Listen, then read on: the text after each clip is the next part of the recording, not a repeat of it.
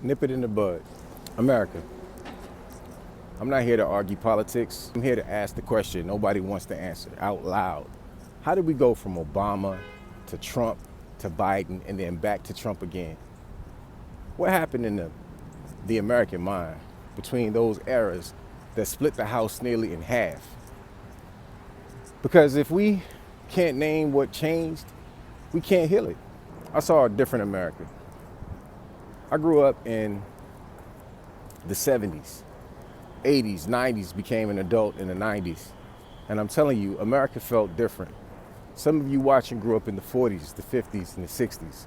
You remember the post-war America, the civil rights era, the assassinations, Vietnam, raw tension, and the raw hope. Some of you came up in the 2000s where you were shaped by 9/11, the wars, the crash, the internet, taking over everything. And if you're a 2010s or a 2020s kid, you grew up in a world where identity is online before you even understood yourself. So here we are. So when we argue today, it's not always because we hate each other. It's because we live different Americas and never sat down to translate. I will never forget seeing President Obama, Michelle Obama, and their daughters step into the White House. For a generation that witnessed America, but for civil rights in their own eyes, that moment wasn't just political. It felt like a door opening inside the soul of a nation. Personal tie-in. My mother, my grandparents, people who came up hearing what couldn't happen have been thrilled like I lived to see this. And if you didn't feel that, I'm not here to shame you. I'm here to tell you the truth. The symbolism matters. It heals something deep. But here's where the story gets complicated. Because while America was celebrating dignity and progress, another pain kept growing under the floorboards. Wages stayed tight for a lot of families. Housing got heavier. Healthcare got expensive. Jobs disappeared. And in many towns, tech made some people rich and made other people feel replaced. So two Americas were happening at the same time. One America was saying, we finally healing history. Another America was saying, I'm still drowning and nobody sees me. Both pains were real, and we didn't know how to hold both at the same time. It's a recipe for backlash. The backlash when people feel talked down to, they pick a banner. Then Trump happens. And I need people to hear this without flipping out. For many voters, Trump wasn't a policy spreadsheet. He was a signal. A signal that said, I'm tired of elites. I'm tired of being mocked. I'm tired of being told my questions mean I'm evil. I want order back. I want someone to say what I feel.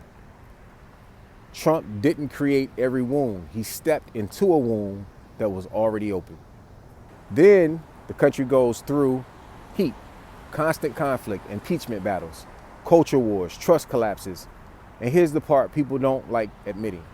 When a nation stays in fight mode too long, people stop listening. They stop talking to neighbors, they start talking to tribes. And that's how racism grows on all sides. Not because everyone becomes evil overnight, but because fear becomes more powerful than empathy. Then Biden happens. And for a lot of people, Biden was a pause. A pause, calm down. But a pause isn't the same as repair. Because underneath the pause, people were still dealing with the cost of living, distrust in institutions, school as a battleground, and social media outrage addiction. Fentanyl despair, safety concerns, and a deep feeling of nobody is hearing me. So when Trump returns, it wasn't random, it was unresolved. The boxes we cannot skip. We're doing this now. Now I'm going to say something unpopular, but healing requires it. We cannot fix America if we only speak compassion to certain pains and ignore others. So let's name what people are actually stuck on. Race and history. True history matters. Slavery happened. Jim Crow happened. Discrimination happened. We don't heal by denial, but also we don't heal by turning history into inherited guilt. That creates defensiveness. It's not repentance. Economics. People are squeezed, families are stressed, and when people can't breathe, they become easy to manipulate. Schools and ideology. Parents don't want their children sorted into categories of virtue and guilt, gender and biology. And yes, this must be addressed carefully and clearly. Biologically, our biological reality is real. Male and female bodies are real. Kids need clarity. Parents need respect. And we can treat people with dignity without pretending reality is optional. A nation has the right or has a right to enforce its laws and protect its people without cruelty, without dehumanization, speech and trust. A country can't heal if people are afraid to speak honestly. Truth isn't the enemy, humiliation is. And the real boot, this is the real root. So what? So what changed in America? Here's the root. We tried to heal the nation with symbols and slogans, while millions still felt trapped, shamed, unheard, or unsafe. And instead of building bridges, we turned pain into teams. And pain turned into tribes, and tribes turned into fear. And fear got exploited. And that's what changed. So, what do we do now? We restore shared reality. Truth, history, biology, law, dignity. We draw a hard line against dehumanization, memes, slurs, animal imagery, in any direction. We rebuild local trust, families, schools, work, community, safety, and recovery. Proverbs 15 verse 1 says, "A soft answer turns away wrath." And that's not weakness, that's wisdom. So this is the invitation to every era.